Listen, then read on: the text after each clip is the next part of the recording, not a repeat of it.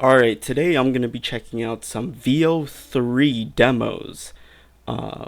This is relatively new. VO3 is a Google um, technology that generates not only AI videos, but along with their sound. So you can make full blown cinematic scenes just by prompting VO3. I haven't used it myself because, as far as I know, it's not free. You have to sign up for one of their platforms, which costs like a monthly subscription. But there's a lot of cool examples on YouTube, so let's check it out. I haven't seen this video yet, so I'm giving you my live reaction.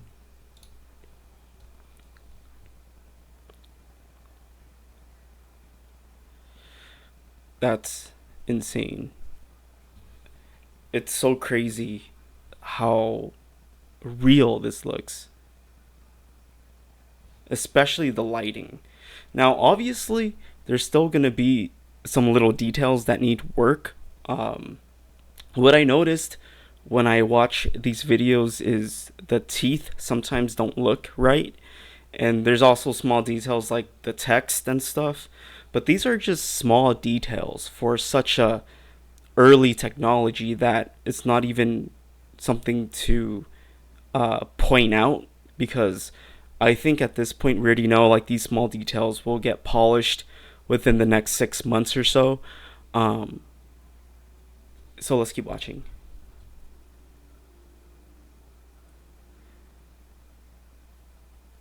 It's crazy because it's not really rendering, like, for example, in a video game, or if you're doing CGI work, you have to render the physics in the water, right?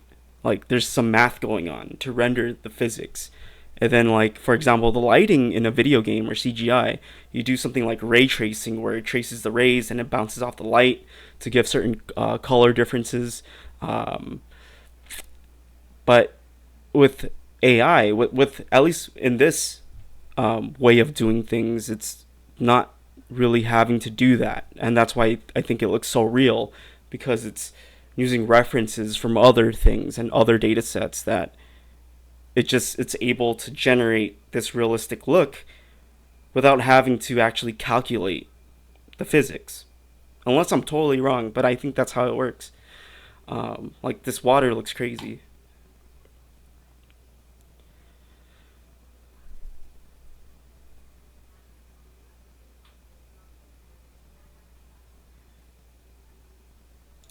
Like, it's insane, the detail. Um, and I think when the world sees things like this, the first thing that pops into our mind is, how is this gonna look in 2 years, in 3 years? When we first got the initial video generation with Sora, we were already asking that, like, where are we gonna be in 1 year? And 1 year later, this is where we are with clear audio. you know the camera is able to cinematically pan in crazy ways, and it looks like a Hollywood movie. That's where we are now. So then, now what's the other iteration? And I think the advancement in such a short amount of time is insane. And I think eventually we're just going to be in Cyberpunk 2020 2077 era a lot sooner than 2077, actually.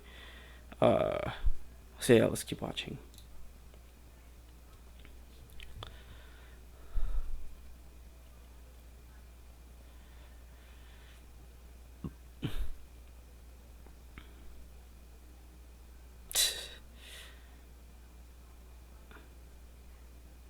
These people look real.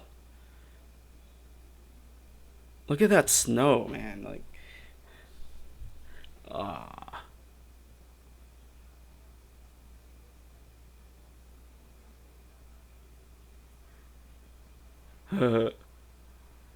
Wow.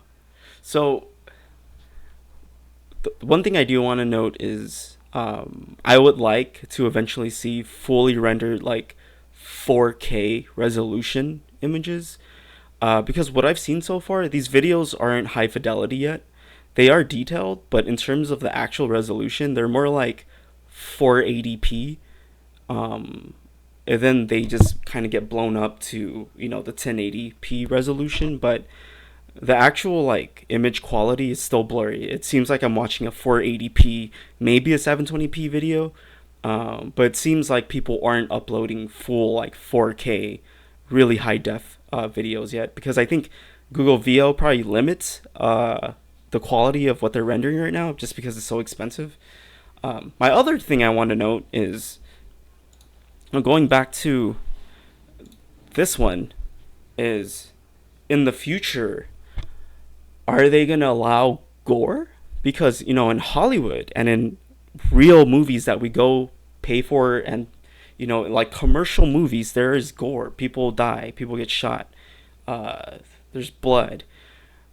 So if we allow that now, why, like, when can we do this in AI? Because if you want to make an AI horror film or a slasher flick or even a documentary that depicts violence, I think there's going to be a gray area of where AI is going to allow that, or they're going to say, hey, you could allow gore, but only to this extent. And then if you want more, you're going to have to do the CGI yourself, and we can only take it so far. So that's the big gray area of all of this, is what's the limit so you could push explicit content versus, hey, the AI is going to stop here, and if you want to do more, you got to do it yourself, and you could use AI to aid you there. I don't know. And then you have the whole, third-party companies opening the box and just releasing a powerful tool that you could just do whatever you want with it. Whatever.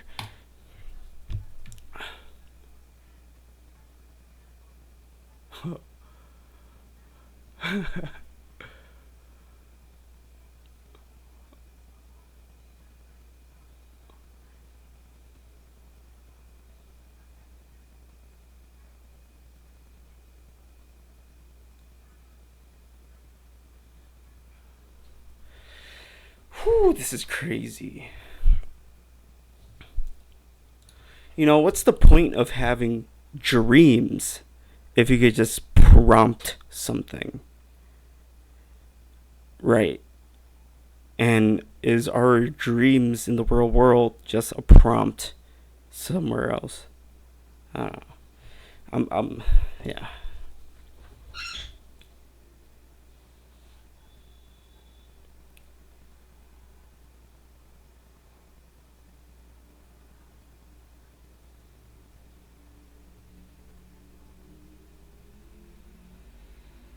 Huh. Live, laugh, bake.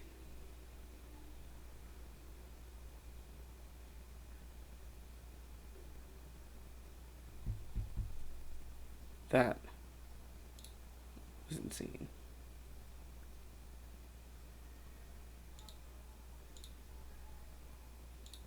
What's impressive is it gets text really good now. Before, even the image generation was struggling to do text just like 2 years ago. But now in the video stuff, it could get text accurate, but not only that, it can make it look real. Like the stitching looks like an actual stitching, and the text, it's legible. But yeah, this is some really quick. This is moving fast. It's moving really fast, and I, obviously you can't make a whole Hollywood movie with this. Well, I mean you can, but it's not going to be that good. Um, but I think a really useful use case for this is, let's just say you're making a real Hollywood movie, and then the character in the movie needs to watch something on their TV, and instead of the movie producers creating a small clip just to show on their TV, they could just prompt something, put it on the TV in the background real quick, and then have it done with, because it's gonna look good from a distance, and they're not gonna have to spend money rendering something. Or I remember watching a lot of movies where a character is playing a video game, and the the movie studio would have to CGI a fake video game because they couldn't get the rights to show a real game. So you would see the character playing this like really crappy looking, choppy like UI, and the video game looks so fake. Um, it sort of destroyed the immersion. But with AI, instead of hiring someone to quickly render like a 10-second clip of a fake first person shooter video game, they could just prompt an AI, say like, oh, render a video game clip that looks like this game, like Call of Duty, real quick, but don't make it look like Call of Duty, make it different. Boom, they have it. Pop it in the movie. There's no immersion breaking anymore. You like, there's so much edge cases that Hollywood could utilize while still making their actual movie with talent and real people. But now those really odd edge cases where it broke the immersion before, AI could fill that gap. So that's what's happening. That's what could happen now, and that's what I think is going to be. That's what I think AI is going to be used in Hollywood and movie production for now. But I think eventually, in 10 years or so, we're going to see full-on clips or portions of a film that is entirely AI. And then maybe some gaps will be inter intervened with human production. But anyways, VO3, impressive, and these next iterations of this is just gonna be insane. And I honestly don't think anyone's ready for this. A lot of people are saying AI is blown out of proportion. It's not gonna, you know, change anything, or it's not gonna change the job market, or people shouldn't be scared of it now. But what about in 6 months? What about in 2 years? What about in 3 years?